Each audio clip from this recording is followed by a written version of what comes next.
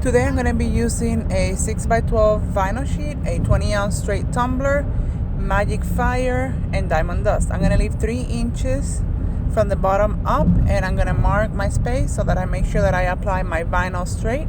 I'm going to wrap my tumbler with my vinyl, and the vinyl is from Leopard Bling, of course, and I'm wrapping it all over.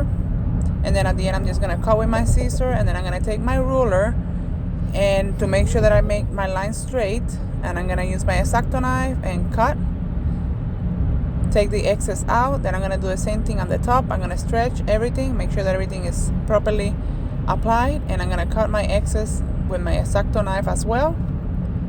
Then after that I'm going to apply Mod Podge at the bottom, and I'm going to use Magic Fire for the bottom of the cup.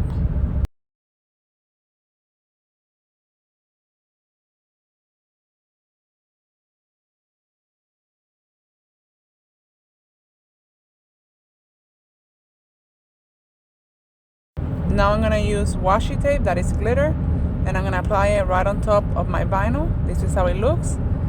Now I'm going to apply my epoxy. This time I'm using Counterculture medium viscosity, and I'm applying diamond dust to the epoxy. I'm mixing it real good, and then I'm applying my epoxy, and that's the end of it. Then I'm going to let it be for about 6 hours, and after that I'm just going to take pictures and apply any kind of message or name that your customer wants, and then another coat of epoxy, and you're done. Remember that you can find all your supplies at lowobling.com. Use code FB25 for 25% off. We have the vinyl and the glitters. Thank you so much for all your support. Follow us on social media, lowobling.com.